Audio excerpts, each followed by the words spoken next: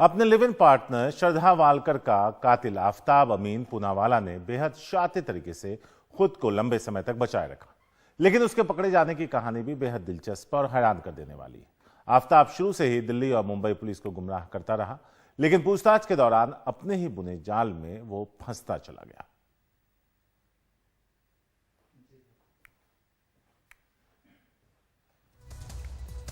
यहां आपको बता दें कि 22 मई को झगड़ा कर आफताब घर ने कहा कि श्रद्धा घर छोड़कर चली गई। श्रद्धा सिर्फ फोन लेकर गई। आफताब का यह दावा था कपड़े वगैरह लेकर नहीं गई थी।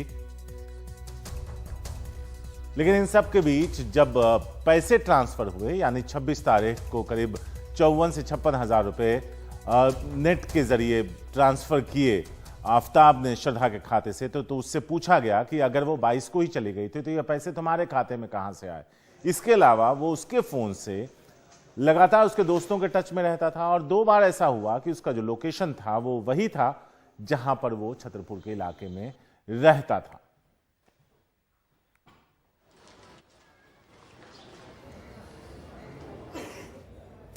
हमारे सहयोगी मुकेश सिंह सेंगर बता रहे हैं श्रद्धा मर्डर केस में किस तरह से आफताब ने छतरपुर दिल्ली के अपने फ्लैट में मौत का तांडव किया और कैसे बेहद शातिराना तरीके से कत्ल को अंजाम देने के बाद कई महीने तक दुनिया से इसे छुपाता रहा। इस वक्त हम हैं छतरपुर पहाड़ी के उस घर में जिस घर में आरोपी आफताब अमीन पूनावाला श्रद्धा वालकर के साथ रहता था। आप देखें कि घर के बाहर ताला पड़ा हुआ है। चूंकि पुलिस ने यहां से फ्रिज और कुछ सामान जब्त किया है तो घर को सील कर दिया है। यहां पर ताला पड़ा हुआ है। ये देखें नीचे कि बहुत सारा सामान बिखरा हुआ पड़ा है, जिसमें जो फ्रिज वो लाया था उस फ्रिज के जो रैपर हैं वो यहाँ पर पड़े हुए हैं। और मैं अंदर की तस्वीरें भी आपको दिखाना चाहता हूँ। अंदर देखिए कि अंदर ये सामने इस घर में 2 कमरे हैं। ये जो अपार्टमेंट है इसकी ये पहली मंजिल है और पहली मंजिल पर आफताब का फ्लैट था। इसमें आप देखें कि घर के अंदर आफताब के कपड़े पड़े हुए हैं और उसका बहुत सारा सामान पड़ा हुआ है। बिस्तर ज़मीन पर लगा हुआ है। इसके अलावा आप देखें तो सामने लेफ्ट साइड में जो फ्रिज है उसका स्टैंड पड़ा हुआ है। इसी फ्रिज में उसने श्रद्धा के शव के 35 टुकड़े रखे हुए थे। तो पुलिस ने इस फ्लैट की छानबीन की है और छानबीन करने के बाद पुलिस ने यहाँ से फ्रिज बरामद किया और बाकी कुछ और सामान भी बरामद किया। पुलिस को यहाँ से बहुत सारी इंग्लिश की बुक्स मिली हैं और आफताब को जो इंग्लिश की किताबें हैं उनको पढ़ने का शौक़ था। तो पुलिस ने यहाँ से बहुत सारी बुक्स बरामद की हैं। उसका लैपटॉप यहाँ से सीज किया गया है। कुछ और सबूत मिले हैं। लेकिन इस मकान में मुंबई पुलिस जब पहुंची और जब उसको पूछताछ के लिए बुलाया गया तो सबसे पहले उसने कहा कि उसके लगातार श्रद्धा से झगड़े हो रहे थे। इसके चलते श्रद्धा मई के महीने में उसे छोड़कर चली गई है। लेकिन जब दिल्ली पुलिस यहाँ पर 12 नवंबर को मुंबई पुलिस के साथ पहुंची तो आरोपी इसी फ्लैट में घर के अंदर मिला। जब उससे पूछताछ हुई तो शुरुआत में तो उसने कहा कि श्रद्धा अपने मन से उसे छोड़कर चली गई है और 22 मई को ही वो चली गई थी। तब से उसका मोबाइल बंद है क्योंकि वो अपना मोबाइल अपने साथ ले गई थी। केवल उसके कपड़े इस फ्लैट में हैं। लेकिन जब पुलिस ने उससे सख्ती से पूछताछ की और ख़ास तौर से पुलिस को एक अहम सुराग तब मिला जब पुलिस ने जांच में पाया कि श्रद्धा वालकर के मोबाइल से बैंकिंग एप्लीकेशन से जो आरोपी आफताब है उसके बैंक अकाउंट में 26 मई को 54,000 रुपये ट्रांसफ़र हुए हैं। जब इस बारे में उससे पूछा गया कि अगर श्रद्धा चली गई थी तो 26 मई को उसके मोबाइल से पैसे कैसे ट्रांसफ़र हुए, तब वो थोड़ा घबराया और उसने अपना जुर्म कबूल कर लिया। उसने बताया कि उसने 18 मई को ही श्रद्धा की गला घोंटकर हत्या कर दी थी। इसके अलावा आरोपी श्रद्धा का इंस्टाग्राम अकाउंट भी ऑपरेट करता रहा और उसके दोस्तों से बात करता रहा। ये भी एक अहम सबूत था पुलिस के पास जिसके बेसिस पर उसने अपना जुर्म कबूल किया। तो पुलिस ने इस पूरे फ्लैट की फॉरेंसिक जांच कराई है और यहाँ से जो सबूत हो सकते हैं वो इकट्ठा किए हैं। आगे भी पुलिस कुछ और सबूत यहाँ से इकट्ठा करेगी, लेकिन 15 मई को ही आफताब श्रद्धा को लेकर यहाँ पर आया था और 18 मई को उसने हत्या को अंजाम दे दिया। आप देखें कि सामने जो गली है, ये गली इस छतरपुर पहाड़ी इलाके की गली है और यहीं पर जो आरोपी है वो श्रद्धा को लेकर 15 मई को आया था। यहाँ के लोग, जिस तरह से ये पूरी घटना हुई है, यहाँ के लोग अब इस गली को 35 टुकड़ों वाली गली कहने लगे हैं। लगातार यहाँ पर चर्चाएं हो रही हैं और हर किसी से अगर आप पूछिए तो वो कहेगा कि 35 टुकड़ों वाली गली। इस तरह से यहाँ पर इस गली का नाम भी लोग बदल कर लेने लगे हैं। तो पुलिस इस जघन्य, बर्बर और खौफनाक अपराध की जांच कर रही है। जो आरोपी आफताब है उससे पूछताछ कर रही है और लगातार इस मामले की कड़ियां जोड़ी जा रही हैं। जो यहाँ पड़ोसी हैं उनका कहना यह है कि आफताब किसी भी पड़ोसी से बात नहीं करता था, वो चुपचाप रहता था और उसके फ्लैट में कई लड़कियां श्रद्धा की हत्या के बाद आती रही हैं और वो लड़कियों को यहाँ पर लाता रहा है। उसने भी माना कि उसने डेटिंग ऐप के जरिए लड़कियों से दोस्ती की थी और श्रद्धा की हत्या के बाद लड़कियों को यहाँ पर बुलाया था। खास बात यह है कि जब लड़कियाँ यहाँ पर आती थीं तब श्रद्धा का शव इसी फ्लैट में फ्रिज के अंदर रखा हुआ था, लेकिन उन लड़कियों को शायद ये पता हो कि यहाँ पर किसी लड़की की हत्या हो चुकी है और उसका शव यहाँ पर फ्रिज में रखा हुआ है।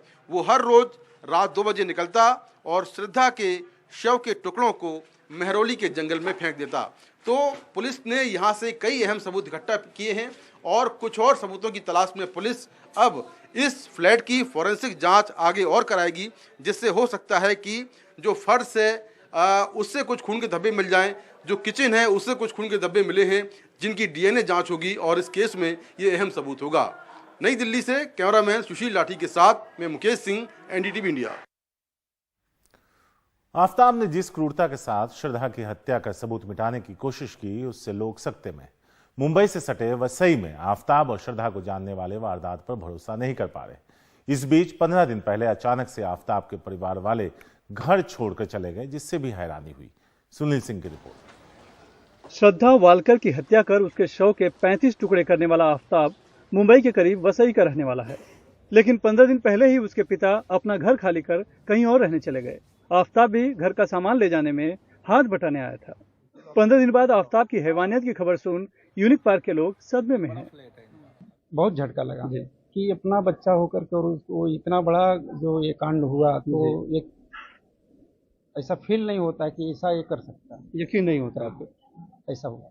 15 दिन पहले जब आया था तो आपने देखा था उसे? हाँ, देखा था मैंने। बातचीत करने की कुछ हुई थी? बातचीत बस इतना ही हुआ था, किधर रहता है। तो बोला अभी मैं बोला अंकल मैं दिल्ली शिफ्ट हो गया हूँ, मेरा जॉब उधर लग गया, मैं वहाँ रहता हूँ, बस इतनी बात हुई। वही उसके हाव भाव में परिवर्तन, चेहरे पे कुछ एकदम नॉर्मल जैसा था वैसे कुछ लगा ही नहीं कि इसने इतना बड़ा क्राइम किया है। इतना बड़ा कांड करके भी वो इतना सामान्य तौर पे था। वही तो हम लोग को भी शौक लगा, बोल रहा हूँ रात में नींद नहीं आ रही थी ये सुन के, इतना ज्यादा घिनौना कृत्य किया है कि आदमी की रूह कांप जाए, ऐसा काम किया है। यूनिक पार्क सोसाइटी में आफताब का परिवार तकरीबन 20 साल से रह रहा था।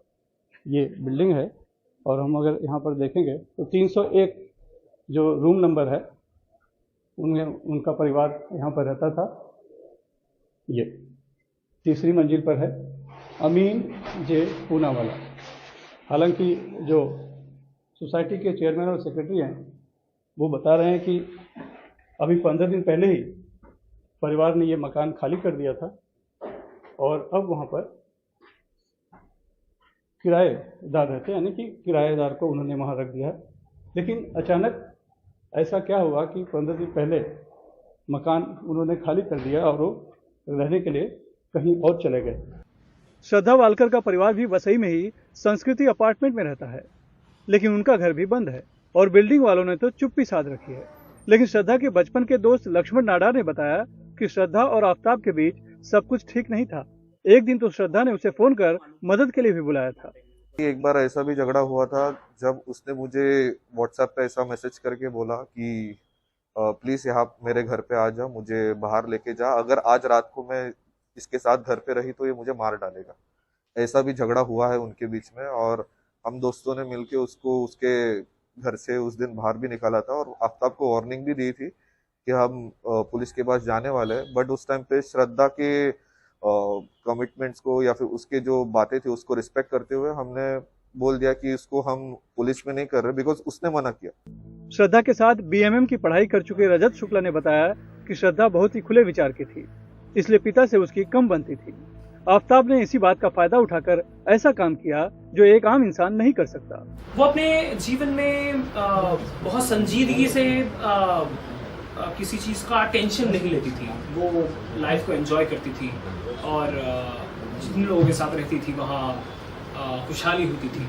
तो अब ऐसे इंसान का यूं ही जो मतलब जो खबरें आ रही है कि शादी की वजह से उसने मतलब दबाव जो डाला होगा आफ्ताब के ऊपर, ये बात बिल्कुल बेबुनियाद है।